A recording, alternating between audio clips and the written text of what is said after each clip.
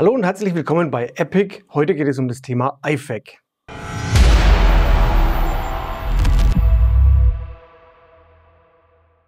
Heute geht es bei uns um das Thema iFAQ. Kürzlich haben wir euch ein Video präsentiert zum Thema Notfallrucksack. Was soll alles mit drin sein? Wie wird er gepackt? Und es hat viele veranlasst, uns anzuschreiben und zu sagen, macht doch mal ein iFAQ-Video. Zum einen, das Notfallrucksack könnt ihr selbstverständlich bei uns auf dem Kanal noch mit anschauen und die Inhalte auch auf dem Blog bei uns nochmal anschauen unter epicgroup.com. Und selbstverständlich auch von dem heutigen Video findet ihr auch den Blog-Inhalt auf unserer Internetseite.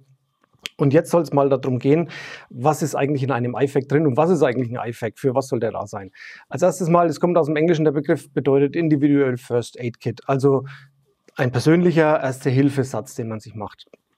Der Ursprung des Ganzen kommt aus dem militärischen Bereich und dort war es gedacht für die Versorgung des Trägers von dieser iFAQ-Tasche, von dem iFAQ, speziell für lebensbedrohliche Verletzungen. Das bedeutet, alles, was Kleinigkeiten sind, mal ein Splitter eingerissen oder einen kleinen Kratzer, da ist das Material dafür nicht mit drin, sondern sowas, das packen wir in einem Bubu-Kit. Auch diese Erklärung zu dem Bubu-Kit findet ihr in dem Notfall-Rucksack-Video, was da alles mit rein kann, was so unsere Vorschläge mit dafür wären.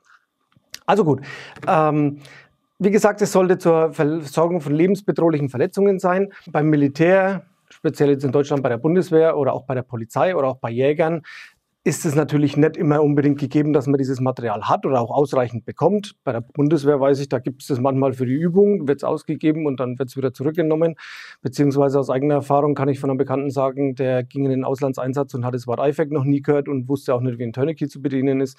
Das darf natürlich absolut nicht sein. Meiner Meinung nach oder unserer Meinung nach sollte jeder, der speziell mit Waffen natürlich zu tun hat, sollte auch bei Unfällen die entsprechenden Verletzungen versorgen können. Das Gleiche gilt natürlich nicht nur fürs Militär, sondern bei Polizei, Jäger, Sportschützen oder auch natürlich im Forst, wo man mit Kettensägen zum Beispiel umgeht oder in Industriebetrieben mit gefährlichen Gegenständen umgeht oder Maschinen. Da sollte man helfen können und da reicht das Material aus dem normalen Verbandkasten häufig nicht aus. Deswegen packen wir diesen Individual First Aid Kit. Ich habe es gerade schon mal erwähnt, was soll mit rein? Alles für die Versorgung von lebensbedrohlichen Verletzungen, das ist das Entscheidende. Wenn ich diese Kleinteile mit reinpacke, dann komme ich da in einer hektischen Situation, in einer Notfallsituation einfach nur durcheinander und muss mich durch das Kleingetümmel wühlen, bis ich an die essentiellen Sachen rankomme. Das wollen wir vermeiden. Wenn das an der Ausrüstung, an der persönlichen Ausrüstung oder an der Kleidung irgendwo getragen wird, dann sollte ich das Ganze einhändig bedienen können. Das bedeutet, es muss irgendwo am Körper zu tragen sein, wo mich das zum einen nicht stört und wo ich mit beiden Händen rankomme. Im Schießsport hat sich das, oder auch auf der Schießbahn allgemein, hat sich das herauskristallisiert, dass es am sinnvollsten ist, genau hinten am Rücken zu tragen. Denn da kann ich mit meiner rechten Hand, mit meiner linken Hand rankommen.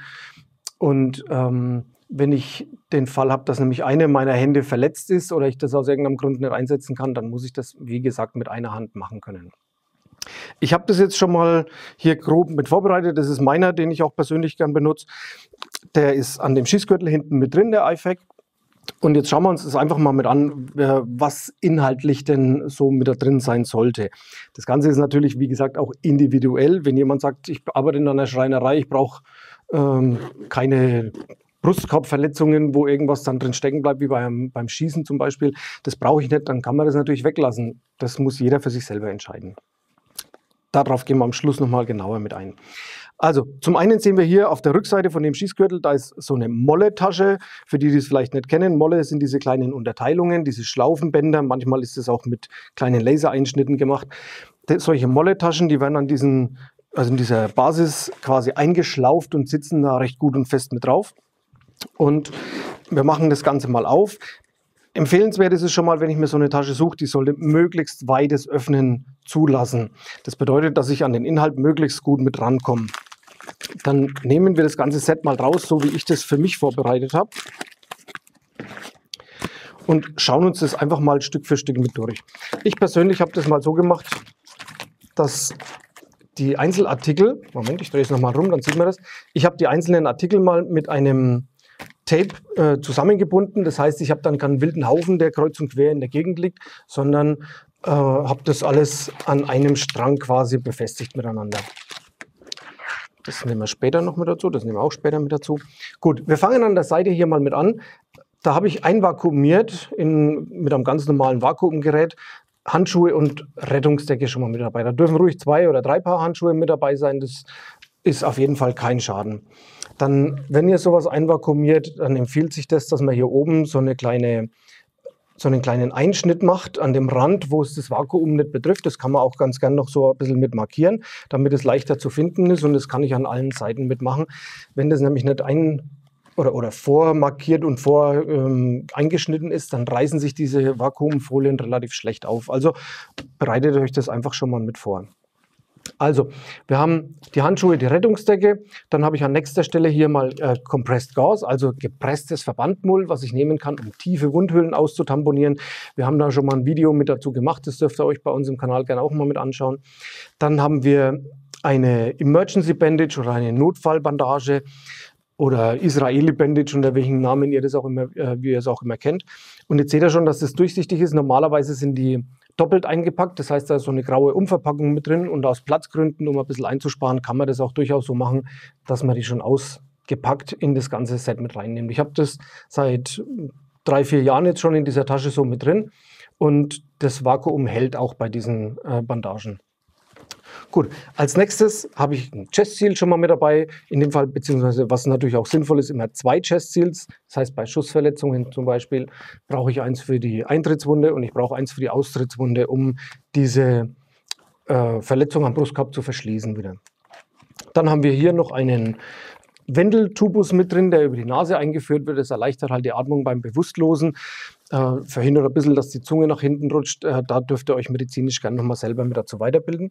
Und wenn wir bei dem Thema Atmung schon mit sind, dann haben wir hier noch die Thorax-Entlastungsnadel mit dabei.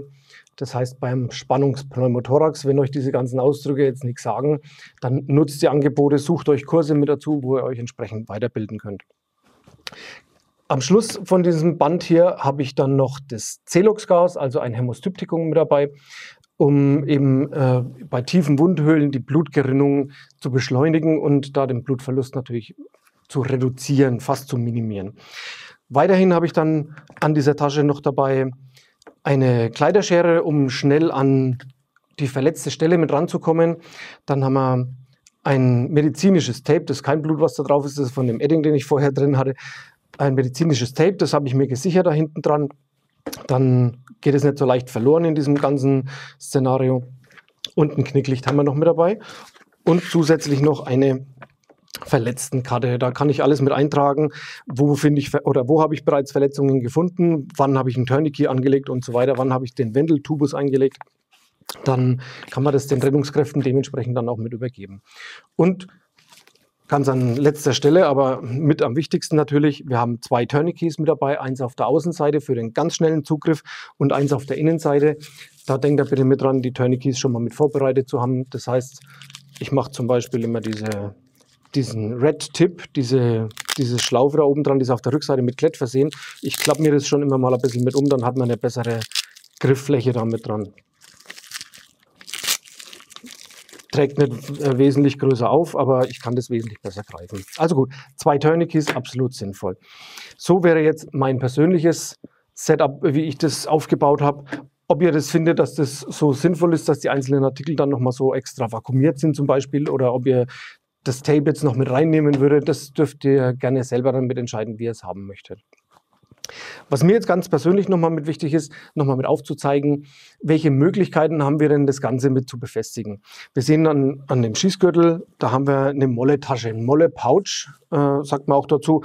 Der ist natürlich befestigt daran, das bedeutet, ich muss nach hinten greifen und muss den ganzen Inhalt da hinten rausholen. Schicke Lösungen gibt es natürlich auch, sowas wie das hier. Ich packe das mal zur Seite, damit man das ein bisschen besser sehen kann. Das ist ein sogenanntes Rip-Off oder Rip-Away-Pouch, je nachdem, wie ihr es nennen wollt. Und zwar hat es den Vorteil, es ist zum einen gesichert hier vorne dran nochmal. Und dann kann ich so eine Lasche mit lösen und dann kann ich das von der Molle-Fläche, von dem Untergrund, falsch angefasst, kann ich das so abziehen. Deswegen ist der große Griff mit dran zum Abziehen. Und dann kann ich das Ganze hinten von meinem Gürtel wegnehmen oder von dem Rucksack, wo es eben mit dran ist, und kann das direkt neben mich legen und kann direkt aus dieser Tasche raus arbeiten. Und ihr seht auch da gehen die Reißverschlüsse relativ weit rum und ich kann mir alles rausnehmen, was ich dann brauche. Das ist natürlich eine schön smarte Lösung, vor allem für den Bereich, wo es dann wirklich mal hektisch zugeht, beziehungsweise in einem Gefahrenbereich. Ich meine jetzt speziell Polizei, Militär, sowas. Da kann ich mein ganzes Gerümpel am Schluss, wenn diese Versorgungssituation für den ersten Moment rum ist und wir trotzdem die Gefahrenlage noch haben, dann packe ich das einfach alles wieder mit rein und klatsche mir das wieder hinten an den Klett mit dran und kann alles wieder mit dabei haben und muss nicht Einzelartikel mit rumtragen. Mein Setting ist eher für den Bereich innerhalb von Deutschlands. Das bedeutet, da ist die Rettungskette natürlich wesentlich kürzer und da ist auch die Gefahrensituation häufig nicht so, wie es jetzt in kriegerischen oder Amok-Situationen ist. Genau. Dann haben wir da an der Seite nochmal, ganz schick natürlich auch, das sind sogenannte Funny Packs. Das wäre jetzt für den Plattenträger gedacht, also für die Schutzwesten, die man da mit dran hat. Die werden auf der Vorderseite ganz häufig mit Klett verschlossen, mit großen Klettflächen. Und da habe ich eine Möglichkeit, dass ich das einfach unter diesen Plattenträger, unter diese Klettfläche nochmal mit befestige und dann habe ich das vom Bauch hängen. Dann kann ich direkt aus der Tasche raus auch mitarbeiten. Und das, was wir hier haben, das ist jetzt von Tasmanian Tiger ein Produkt. Das finde ich relativ smart gelöst. Die haben nämlich hier diese Klettbänder mit dran. Das bedeutet, ich kann diese Klettfläche an meinem Plattenträger dran lassen und kann die Tasche selber abnehmen und kann die auch als IFAK ins Auto mitnehmen. Kann die mit einer anderen Klettfläche meinetwegen an der Kopfstütze auch befestigen oder ähnliches. Kann das in einem Seitenfach mit transportieren. Und ich habe den gleichen IFAK, den ich sonst auch benutze, im Fahrzeug mit dabei. Heißt, ich muss nicht zweimal das ganze Material kaufen. Das da wäre von WAS, von Warrior Assault System, eine Möglichkeit. Der ist natürlich ein bisschen größer. Da sind vorne dran auch diese Schlaufen und den kann ich an dem Plattenträger mit festmachen. Natürlich kann ich auch hier den Klett einfach mit abmachen und kann das in zum Beispiel Fahrzeuge oder Rucksack mit transportieren. Aber das da ist natürlich eine modulare Lösung, was mir ganz gut gefällt. Dann nehme ich es mir nochmal mit dazu. Hier haben wir so einen sogenannten Blowout-Pouch. Das bedeutet, die Hülle von dem Ganzen wird an den Molleschlaufen am Rucksack oder am Belt festgemacht oder am Plattenträger.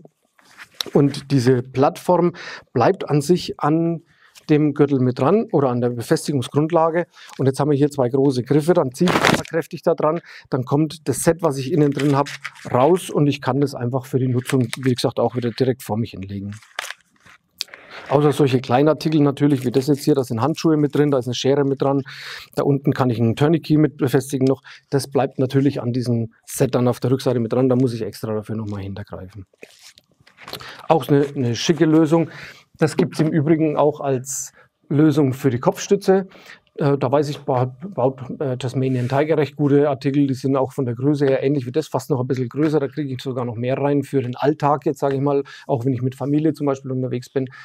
Dann habe ich so ein Pull-out oder Blowout-Pouch hinten mit dran und direkt an der Kopfstütze kann ich runtergreifen, kann beim Unfall, beim Verkehrsunfall oder was auch immer ich für Notfallsituationen habe, einfach aus dieser Tasche arbeiten und habe das mit meinem Auto, wenn ich denn eins habe, eigentlich immer mit dabei.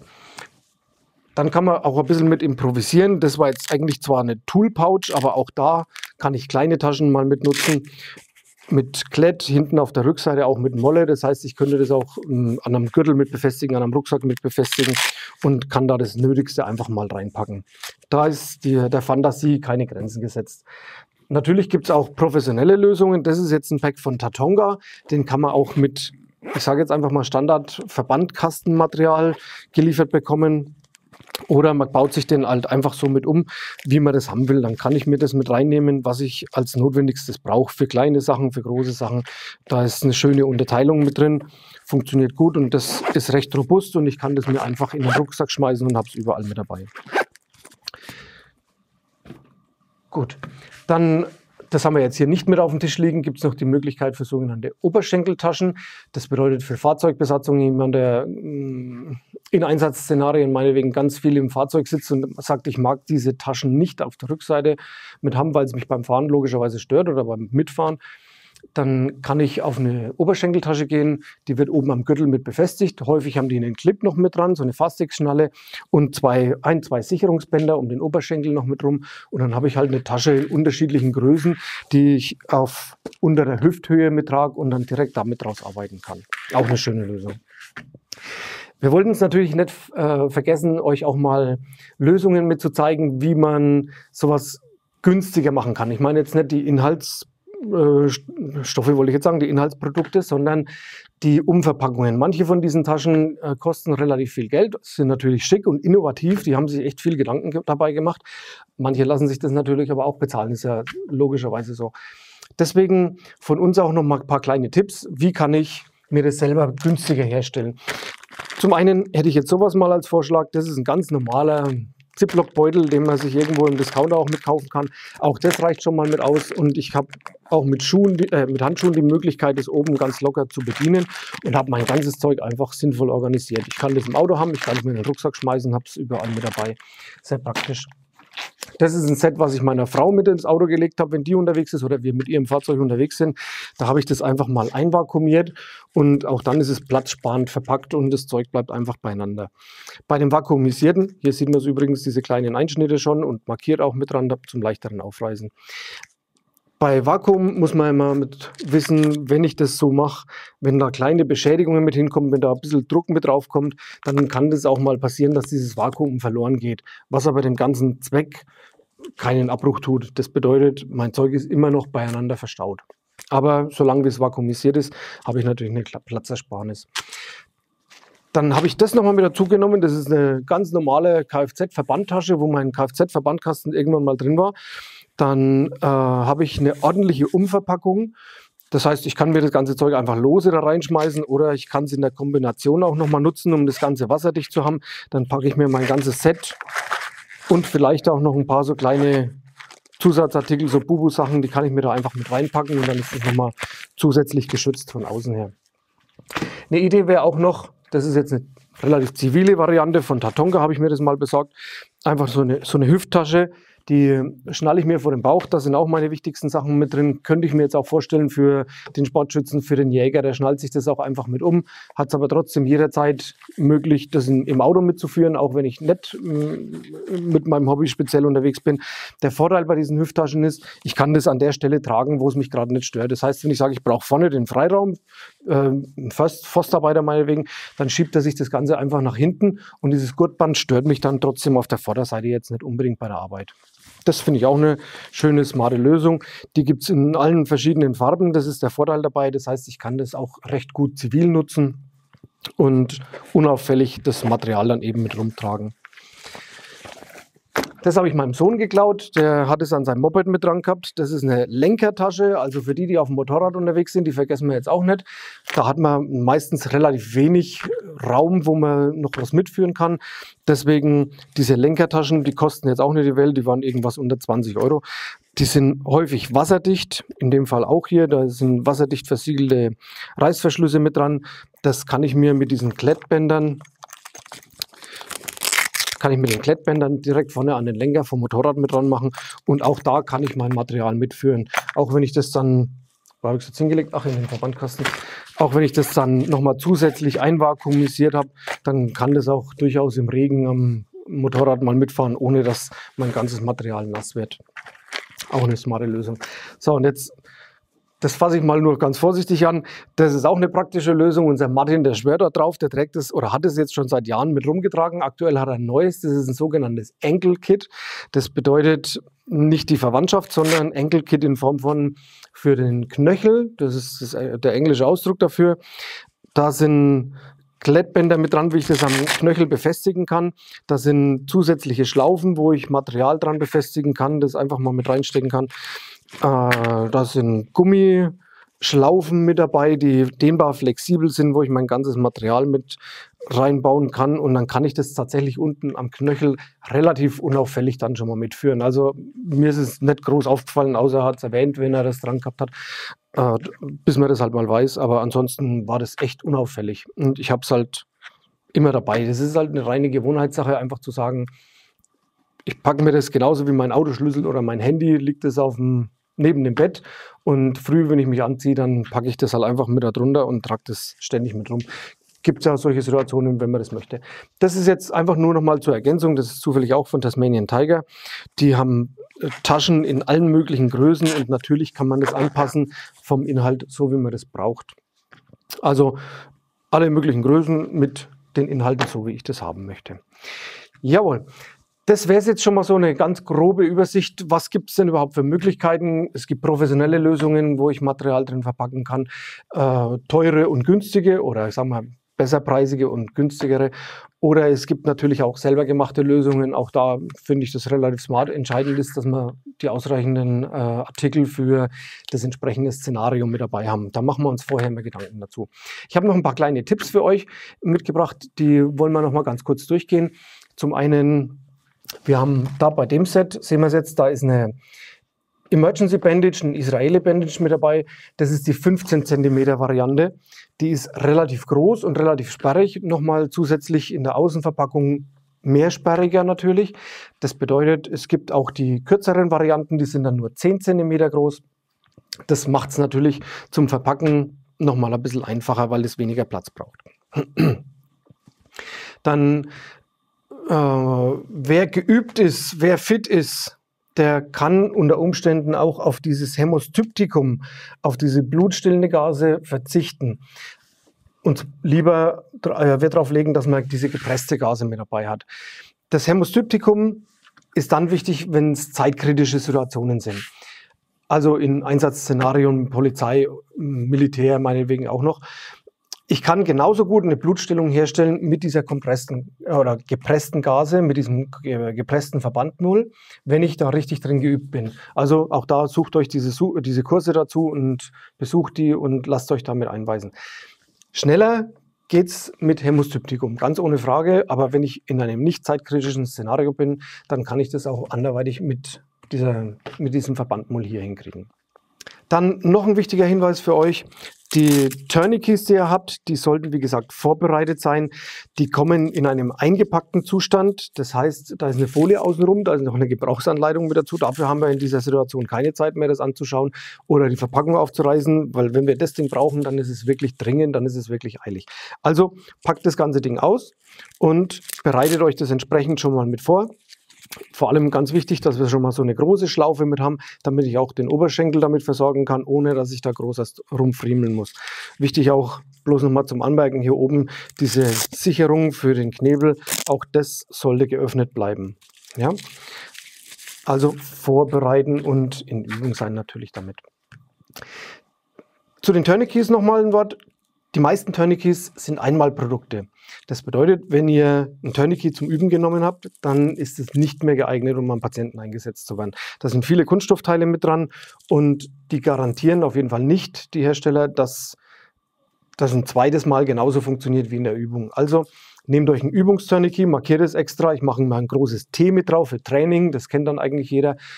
Oder schreibt Training oben auf diesen grauen Streifen mit drauf und übt nur mit dem. Und das, was ihr in euren iFAKs mit drin habt, das benutzt ihr wirklich nur für den scharfen Einsatz. Wir haben noch das SWAT Tourniquet, das haben wir euch auch schon mal mit vorgestellt. Das SWAT Tourniquet hat den Vorteil, dass es im Gegensatz zu den vielen anderen Tourniquets mehrfach verwendbar ist. Das bedeutet, ich kann das jederzeit zum Üben nehmen und ich kann das dann trotzdem noch im scharfen Einsatz benutzen, solange wie keine Einschnitte mit dran sind. Das bedeutet, solange wie das nicht irgendwo beschädigt ist, dann kann es nämlich einreißen. Aber ich kann das SWAT-Tourniquet besser bei Kindern zum Beispiel benutzen, wenn die kleinere Extremitäten oder dünnere Extremitäten haben. Da funktioniert es mit solchen dann nicht unbedingt so gut. Deswegen da lieber ein SWAT-Tourniquet nochmal mit einpacken. Oder natürlich bei Hunden, auch gerade bei Hunden kann ich mit dem SWAT-Tourniquet schön arbeiten. Als Erinnerung nochmal für euch, wie das Ganze funktioniert. Wir sehen auf dem SWAT-Tourniquet, da haben wir diese Kreise mit diesen Rauten mit drin und daneben haben wir so eine Ovale mit einer spitzen Raute noch mit dabei. Das heißt, wenn ich das anlege, dann muss ich das dabei so sehr gedehnt halten, dass der ovale Kreis komplett rund wird und dann kann ich es um die Extremität außenrum wickeln. Oder nochmal als Markierung, wir haben hier diese Rechtecke mit drauf und hier oben diese schmalen Rechtecke und wenn ich das auseinander gedehnt habe, dann müssen die schmalen Rechtecke die gleiche Form haben wie die da unten. Das sehen wir jetzt auch nochmal, wenn ich es mal mit auseinanderziehe, dann sind die ungefähr fast quadratisch. Und dann kann ich es um die Extremität drumherum wickeln. Auch das ist eine schöne Möglichkeit. Ich mag das Wort Tourniquet auch besonders gern. Riecht auch hervorragend. Also ich mag da auch den Geruch schon mal. Wenn wir bei dem Set von der Pfanne jetzt nochmal mit hingehen, ich habe einen Wendeltubus mit drin. Wer sagt, der kann damit überhaupt nicht umgehen, das andere traut er sich vielleicht zu. Aber den Wendeltubus da irgendwo in ein Gesicht reinzuschieben, das traut er sich nicht zu. Ich kann den Effekt des Wendeltubus fast genauso gut herstellen oder fast sogar noch besser herstellen mit einer stabilen Seitenlage. Dann kann ich mir so einen Artikel natürlich auch nochmal mitsparen. Die stabile Seitenlage lernt man in jedem Erste-Hilfe-Kurs. Das gehört fest mit dazu. Der Wendeltubus ist, um das nochmal in Erinnerung zu rufen oder für diejenigen, die es nicht kennen, der Wendeltubus ist dafür da, der wird beim bewusstlosen Patienten über die Nase eingeführt und bis nach hinten kurz vor den Rachen, um zu verhindern, dass bei dem Bewusstlosen, der auf dem Rücken liegt, die Zunge nach hinten rutscht und dadurch die Atemwege mit verlegt. Das bedeutet auch beim Bewusstlosen, der unter Umständen die Erstickungsgefahr hat, kann man dieses Risiko nochmal ein bisschen mit minimieren. Theoretisch gehört dazu noch so eine kleine Packung mit Gleitmittel. Das bedeutet, damit ich leichter durch die Nase durchkomme mit diesem Schlauch. Auf das Gleitmittel kann man im Notfall dann auch noch mal mit verzichten. Das bedeutet, dann stecke ich das dem Bewusstlosen noch mal kurz in den Mund oder ich lege selber kurz mal ab und stecke das dem in die Nase. Hört sich vielleicht jetzt eklig an, aber wir sind in einer lebensbedrohlichen Situation und da kommt es jetzt auf die Sterilität ehrlich gesagt auch überhaupt nicht an. Ich habe das auch schon gesehen in militärischen Rucksäcken zum Beispiel, da sind die Dinger nie eingepackt, die sind komplett aus der Verpackung draußen, weil unsere Nase oder auch der Mund-Rachen-Bereich kein steriler Bereich ist und ich fasse das ja dann auch mit nicht sterilen Handschuhen an und selbst wenn jetzt meine Spucke da mit dran ist, dann ist es in dem Moment dem seine geringste Sorge, wenn der so ein Ding braucht. Also gut, so viel zum Wendeltubus nochmal im ganz kurzen. Ich habe da ein Knicklicht nochmal mit dran gemacht. Das war ja in dem Rucksackvideo auch schon mal mit erwähnt, warum wir das gebrauchen können. Auch mit einem Band dran versehen. Das bedeutet, wenn ich meinen Verletzten irgendwo zurücklassen muss, dann kann ich ein Knicklicht nicht an seine Seite legen, weil von der anderen Seite kann ich das dann vielleicht nicht sehen, sondern ich kann das auch mal über einen Ast zum Beispiel mit drüber hängen, um das zu markieren. Falls ich irgendwo noch einen Rettungsdienst mit dazu holen muss, dann ist der auch in der Dämmerung im Wald wahrscheinlich dann oder ähnliches, dann ist der da leichter zu finden, dann tut man sich wesentlich leichter mit dem Rückweg dann, um dahin zu finden. Vorhin haben wir schon mal angesprochen, das Chest Seal, das wäre für penetrierende Brustkorbverletzungen bis knapp unter dem Bauchnabel, so auf der Höhe. Wenn ich da Löcher irgendwo mit drin habe, die da nicht hingehören, dann kann ich die damit abdichten. Das ist ein stark lebendes Pflaster, ist auch durchsichtig, damit man sehen kann, was unten drunter liegt, um diese Wunden einfach mal zu verschließen, um ein Einsaugen von Luft nach außen in den Brustkorb zu verhindern. 2 sind immer sinnvoll, das habe ich vorhin schon mal gesagt, wenn es um Schussverletzungen geht oder um Verletzungen, die einmal komplett durch den Thorax durchgehen, um eins auf der Vorderseite mit anzubringen, also eins auf der Eintrittswunde und eins auf der Austrittswunde. Ich habe noch mal eins mitgebracht, das ist jetzt eine ältere Version von dem HiFin. Das ist schon abgelaufen, das können wir uns mal anschauen. Bei den neuen haben sie es so gemacht, dass auf der gleichen Größe 2 Stück natürlich gleich mit untergebracht sind. Die haben das zusammengefalten. Auch da haben wir die Markierungen mit dran, immer zum Einreißen. Und jetzt, wenn wir das mal auspacken, dann merkt man schon, dass es ein abgelaufenes ist, weil es ein bisschen klebt.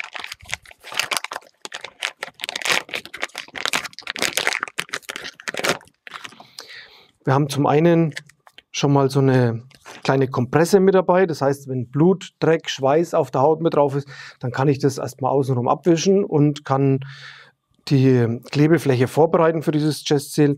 Und dann habe ich hier die eine rote Lasche und eine durchsichtige Lasche und dann kann ich das auf dem Brustkorb oder bei der Eintrittswunde halt entsprechend mit aufkleben.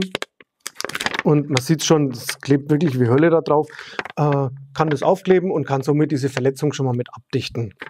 Eins auf der Vorderseite, eins auf der Rückseite. Es gibt ventilierte und nicht ventilierte.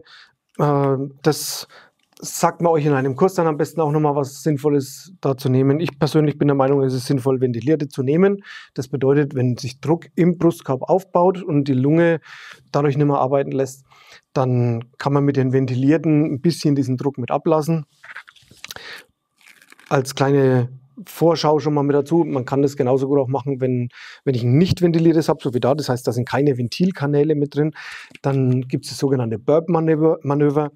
Also wenn es auf dem Brustkorb schon aufgeklebt ist und ich merke, der wird von seinem Zustand her nicht besser, sondern eher schlechter, dann kann ich das auch noch mal ein Stück abziehen, bis ich bei der Verletzung angekommen bin. Dann kann da der Überdruck mal ein bisschen raus und dann kann ich das Chest-Seal wieder mit ankleben. Das Ganze immer darauf achten, dass es wirklich komplett auf der Haut aufliegt, dass da keine Falten mit drin sind, weil ansonsten da unkontrolliert Luft rein und raus gehen könnte, so wie wir es halt dann nicht haben wollen. Das nochmal kurz als Erinnerung für euch für das Chest-Seal. Die Thorax-Entlastungsnadel, die wäre dafür da, wenn ich die Möglichkeit nicht habe, das wieder abzumachen, dann gibt es bestimmte Punkte, wo man die am Körper mit einsetzt. Das übrigens soll jetzt hier keine Schulung für euch ersetzen, sondern einfach nur mal, um das kurz ins Gedächtnis zu rufen. Wenn ich das auseinander mache, dann ist eine 8 cm lange Kanüle da mit drin. Das heißt, ich lasse über den Brustkorb seitlich oder oben diesen Überdruck mit ab. Das müsst ihr allerdings wissen, was ihr macht. Das heißt, dieses Chest-Seal und die Thorax-Entlastungsnadel, da braucht ihr auf jeden Fall eine Schulungsmaßnahme mit dazu. Das muss intensiv trainiert und geübt werden, damit ihr wisst, was ihr da tut. Damit man nicht einfach noch zusätzliche Löcher in den Körper mit reinstechen, die da eigentlich nicht sein sollen oder vielleicht auch die Situation nicht unbedingt besser machen. Also sucht euch dieses Kursangebot entsprechend und trainiert das Ganze. Noch als kleiner Vermerk mit zu diesen Thorax-Entlastungsnadeln. Es gibt immer so diese landläufige Meinung, man kann eine IV-Nadel, also das, was man nimmt, um Venenzugänge zu machen, die gibt es im gleichen Durchmesser wie die auch. Und man könnte so eine IV-Nadel ja auch benutzen, um da ein Loch in den Brustkorb zu machen. Mag in manchen Situationen funktionieren.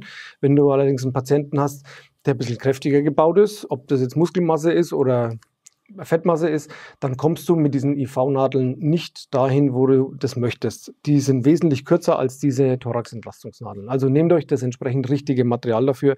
Hier Geld zu sparen, ist tatsächlich am falschen Ende gespart. Was absolut sinnvoll ist, wenn ihr eure Pouches, eure Taschen von außen kennzeichnet. Ob da jetzt drauf steht IFAK, naja, wobei IFAK finde ich jetzt persönlich nicht ganz so gut, weil manche Leute die mit diesem Wort IFAK nichts anfangen können. Auch im Rettungsdienst bin ich mir sicher, gibt es einige, die das Wort IFAK nicht kennen.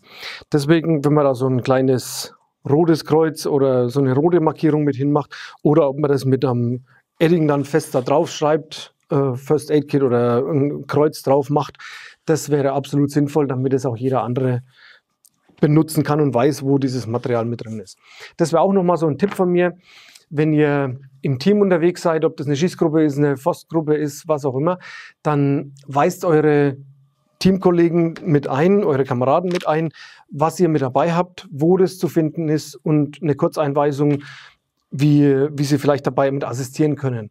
Ursprünglich war es ja, wie gesagt, so gedacht, dass der Träger von dem Ganzen versorgt werden soll, damit allerdings in einem relativ zivilen Setting, wie wir es hier in Deutschland haben, dann nehme ich das selbstverständlich wenn es nicht gerade ein Massenanfall von Verletzten ist, dann nehme ich das natürlich auch dafür, um andere zu versorgen, weil in der Breite nicht immer jeder mit ausgestattet ist. Dann ergänzend zu dem, wie ich es am Anfang gesagt habe, jeder muss sich selber Gedanken dazu machen, was er damit reinpackt und wie er es zusammenstellt. Das Ganze kostet natürlich ein bisschen Geld. Allerdings, wenn man sieht, das sind alles Sachen, die lebensrettende Materialien sind. Auch da ist es am falschen Ende gespart. Und als Tipp nochmal, beim Tourniquet, kauft keine 5 € Tourniquets, die funktionieren nicht. Also da wirklich zu sparen und in China zu bestellen, das ist was Lebensgefährliches oder man verlässt sich im Notfall darauf, dass das funktioniert und dann zerbrechen die einem und stellen die Wirkung einfach nicht her, die man unbedingt mit haben wollte. Das da habe ich noch nicht angesprochen. Ich habe einfach das ist ein billiger Permanentmarker, der aber recht gut und lang schon funktioniert. Wenn ihr ein Tourniquet mit anlegt, dann habt ihr hier die Schlaufe, um das mit drauf zu schreiben, die Uhrzeit, wann das Ganze angelegt wurde. Das gehört eigentlich auch noch fest mit in unser Kit dazu. Jawohl. Sucht euch Angebote mit dazu, kann ich einfach nur noch mal wiederholen. Sucht euch Angebote, wo ihr solche Kurse mit besuchen könnt. Die sind im zivilen Bereich ein bisschen schwerer mitzufinden. Wir sind von der Epic Group im Moment dabei, mal sowas auszuklamüsern, dass wir selber so einen Kurs mit auf die Beine stellen. Wenn ihr da Interesse habt, dann könnt ihr einfach schon mal ganz kurz schreiben, am besten direkt per E-Mail, sucht es auf unserer Seite mal mit her und gebt euer Interesse einfach nochmal mit an oder ganz gerne auch unten in den Kommentaren. Ich kann da nur noch mal anknüpfen an dem, was ich zu Beginn gesagt habe. Jeder muss sich selber Gedanken dazu machen, in welchem Setting benutze ich das Ganze, was sind meine Interessen und welche Gefahrenlagen können dabei mit auftreten. Es muss nicht immer unbedingt gleich eine Schießerei oder eine Messerstecherei sein. Vielleicht seid ihr mit dem Kanu, mit dem Kajak auf dem Wasser unterwegs, wo vielleicht der Rettungsdienst nicht ganz so schnell hinkommt. Dann muss ich vielleicht das Ganze wasserdicht verpacken können. Dann könnte ich einfach nur noch einen Müllbeutel mit reinnehmen, den ich mit meinem Tape dann an dem Bein oder an dem Arm festmachen kann, damit mein Verband nicht wieder komplett durchweicht. Oder bin ich auf dem Motorrad oder auf dem Fahrrad unterwegs, dann wäre es vielleicht auch sinnvoll, eine Schienung mit dazu machen. Also diese Sam-Splint-Schiene zum Beispiel, wenn ich mir das Handgelenk oder den Fuß verstaucht habe, dann brauche ich das vielleicht auch nochmal, wenn ich Offroad unterwegs bin, um an die nächste Straße mit ranzukommen. Dann kann es auch sinnvoll sein. Da muss ich mir halt vielleicht noch was außerhalb von der Tasche suchen, wo ich das Ganze platzieren kann. Eine Idee dazu wäre zum Beispiel, das am Fahrradrahmen festzumachen, oder ich kann die Sam-Splint genauso gut beim Lenker vorne, da sind meistens 1, 2 solche Stangen, dann kann ich das da noch mit rumwickeln und dann hätte ich sogar noch einen Kinnschutz beim Aufprallen mit dazu. Also denkt euch euer Szenario mit aus, was da alles mit passieren könnte. Wir denken mal an alle mit dabei, nicht nur Militär, Polizei, Jäger, Schützen, Forst und so weiter, sondern alle möglichen Sportarten oder Extremsportarten sind betroffen davon und für jeden kann das interessant sein. Es muss nicht unbedingt grün gemacht werden natürlich, nutzt euch diese Gelegenheit, klaut diese Ideen und schickt uns gerne auch eure Ideen mit dazu. Was macht ihr noch mit rein? Was findet ihr noch für sinnvoll für lebensbedrohliche Verletzungen oder für den Erstangriff bei lebensbedrohlichen Verletzungen? Schreibt uns das alles in die Kommentare. Wir sind wahnsinnig interessiert dran. Wir klauen Ideen überall und genauso gut dürft ihr es euch jetzt auch klauen. Dann gerne, wenn es euch gefallen hat, gebt ihr uns ein Like auf das Video und drückt die Glocke nochmal zum Abonnieren des Kanals. Und alle Medizinprodukte, die ihr gesehen habt, sind erreichbar oder zu bekommen bei Vero und der vero.de. Wir blenden euch das unten auch nochmal in das Laufband mit ein. Und ansonsten von mir wie immer, ich wünsche euch wenig Einsätze natürlich und wenn, dann gute. Und vielen Dank fürs Zuschauen. Bis zum nächsten Mal. Macht's gut. Ciao.